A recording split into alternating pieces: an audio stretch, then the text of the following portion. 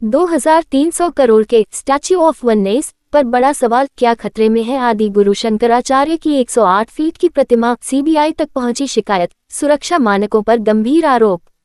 प्रत्यक्षदर्शी सन्यासी ने किया गंभीर दावा, देखे खबर। भारत की यह पूरी रिपोर्ट। मध्य प्रदेश के खंडवा जिले के ओंकारेश्वर में नर्मदा तट पर ओम आकर के पर्वत पर स्थित स्टैच्यू ऑफ वननेस एक बार फिर विवादों में है।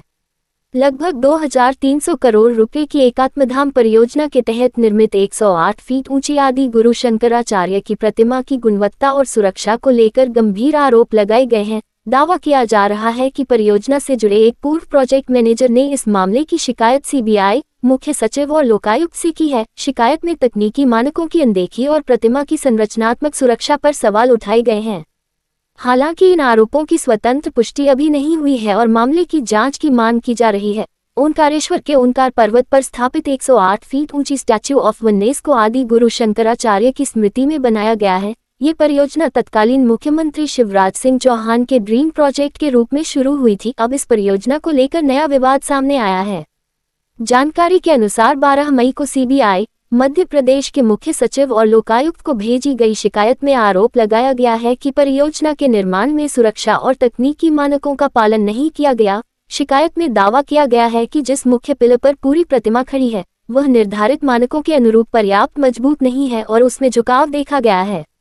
ये भी आरोप है कि प्रतिमा को 140 से 170 किलोमीटर प्रति घंटे की हवा सहने के हिसाब से डिजाइन किया गया था, लेकिन तकनीकी परीक्षण में ये क्षमता कम पाई गई। इन दावों की स्वतंत्र पुष्टि अभी नहीं हुई है।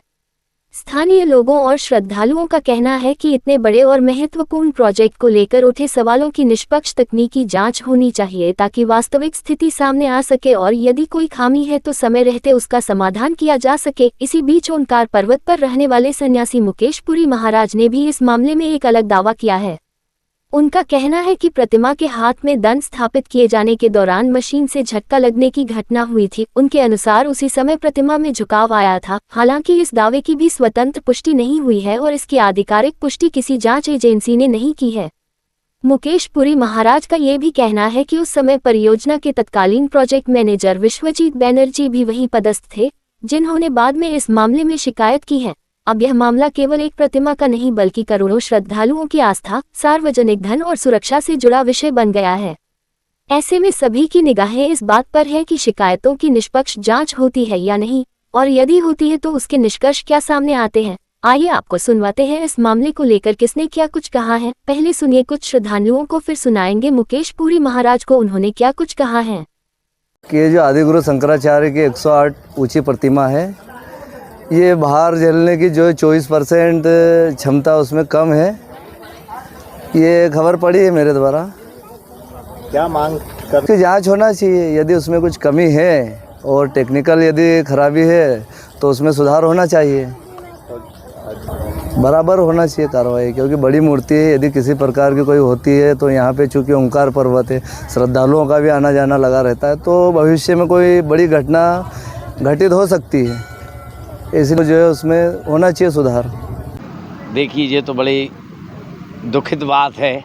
बड़े उल्लास के साथ मध्य प्रदेश शासन ने, माननीय शिवराज सिंह जी चौहान ने जो बीड़ा उठाया था कि यहाँ पे ओंकारेश्वर में आदि गुरु शंकराचार्य जी की जो दीक्षा स्थली है, यहाँ पे 108 फीट की शंकराचार्य जी की मूर्ति बनना चाहिए, और वो मूर्ति का काम हुआ।